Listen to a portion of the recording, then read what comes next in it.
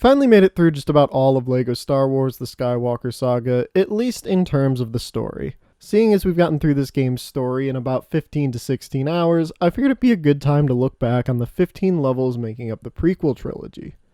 Much like the films, I probably cared for the Phantom Menace the least, while finding the levels of Revenge of the Sith to be at least more enjoyable. So without further ado, let's get into the ranking of the 15 levels of the Prequel Trilogy. Number 15 is the droid attack on the Wookiees. Overall, this level just sort of feels like a shorter rehash of the original level from the first LEGO Star Wars game all those years back.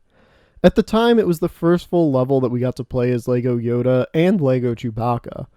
With Yoda having now been playable in 5 different LEGO Star Wars games, this didn't feel as magical as it did the first time through. Number 14 is a Wrestle with Wessel.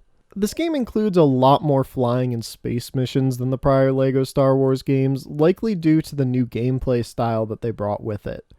While I greatly preferred the change up to the ship missions in this game, this one simply felt like the usual chase mission types having been done before. While it was cool to get to see Coruscant in this way, it certainly wasn't anything spectacular. And number 13 is Out for the Count. If there was ever a level to look at the original LEGO Star Wars as the blueprint, I really feel it was this one. Anakin and Obi-Wan's rescue of the Chancellor and the overall opening sequence on the Invisible Hand was handled so much better in the original game.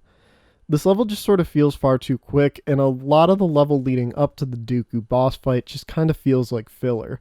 Add in the fact that the space battle leading up to Anakin and Obi-Wan's infiltration is completely omitted, and this easily becomes the most disappointing moment of the prequel trilogy in the game.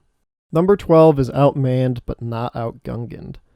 It's hard to compare any of the levels from a LEGO Star Wars game to a Star Wars Battlefront game, but after how the LEGO Clone Wars game handled their battles, I was hoping for a bit more from this fight. This level feels fast, uneventful, and mostly filler. The best portion is in the final minute where you get to launch the catapults at the advancing droid forces. It certainly wasn't as exciting as the trailers made it seem. Number 11 is A Bigger Fish. This is the first mission of the prequel trilogy and possibly the first mission of the game that you'll play. It was a cool level to start the game with, but the lack of control as the ship just sort of follows a linear path as you dodge around and shoot at 2 different sea monsters kinda kills it.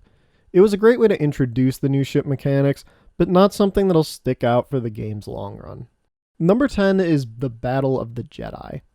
Honestly, of all the boss fights in the prequel trilogy, Dooku sadly seemed to stick out the least, which sucked on a personal level as I always thought he was a cool villain watching the movies as a kid. I do have to give it points for the way that they adapted the lights out moment of the fight.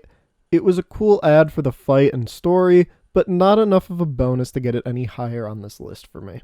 Number 9 is Droid Factory Frenzy. This was a fun little callback to the original LEGO Star Wars level. Compared to the original level, I actually like this one more. It was a bit shorter and seemed to focus more on elements from the movie. This level wasn't anything special, but the shorter level lengths in this game worked to its advantage, as I always personally felt that the Droid Factory level from the original game was just a tad too long and repetitive. Number 8 is Senate Showdown. We've waited over 15 years to get the Yoda-Palpatine fight in LEGO form, and just in a game in general. This was a fun battle to get to play. It was also the perfect length and serves as the best of the 3 Palpatine fights in the game. That being said, while Palpatine does throw in a few special lightning-based attacks performed by no other bosses, there just wasn't a whole lot about the fight that stuck out to me. It was cool to see all the Senate seats fly around in the background, but I do feel that it could have benefited from allowing players to jump across the platforms during the battle and not just between the different health bars that Palpatine has. Number 7 is Better Call Maul. The prequel trilogy is full of tons of lightsaber boss fights. While Maul's definitely benefits from being the first one you'll play, and helping really set the idea of how these boss fights work, there isn't anything about it that sticks out as super memorable by the end of it. Now, I don't want people to think I didn't like it. This was a great level that does what it can to stay true to the actual fight from the movie.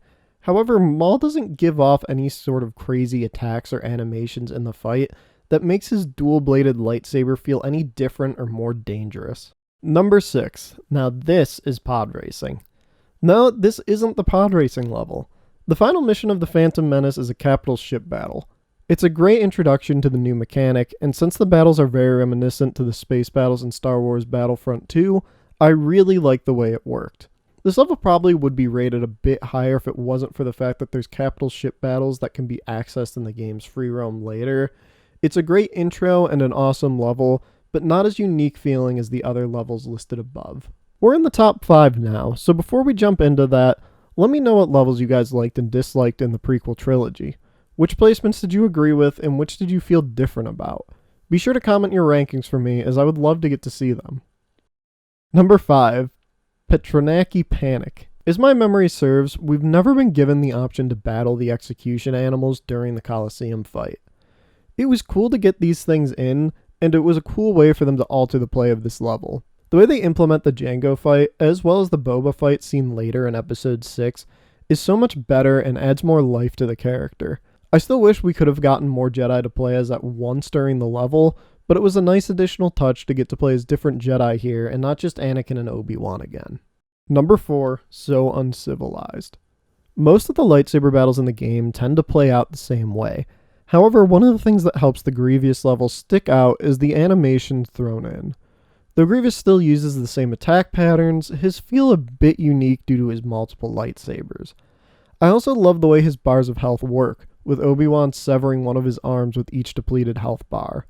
It's a cool fight and does a good job of throwing all the droid enemy types at you one last time before we transition to battling clones and stormtroopers for the rest of the game. Number 3 is the Bonta Eve Classic. These last 3 were super hard for me to determine. In fact, if I was going to be putting out this list just a day ago, I would have marked this one number 1 if I didn't have some time to really think about it. This still stands as one of my favorite levels in the game. It's one of the only levels you can actually lose, and makes for a bit of tension as you race against the other pod racers. The fast pace helps keep the level fun and interesting, and Anakin's pod failures and on-the-fly fixes can come at the worst moments and really get your heart pumping. It's an awesome race to play. I just wish the Tusken Raiders actually attacked.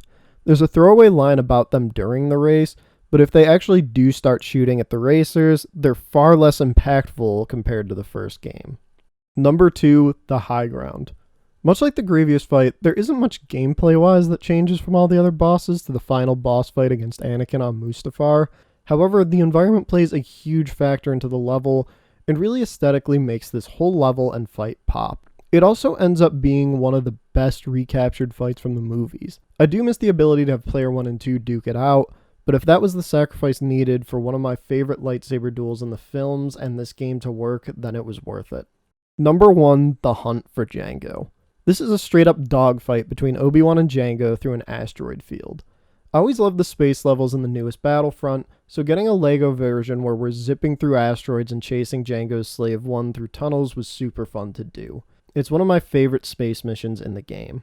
Overall, the prequel trilogy has some fun levels that really stand out and certainly house the most lightsaber battles per trilogy.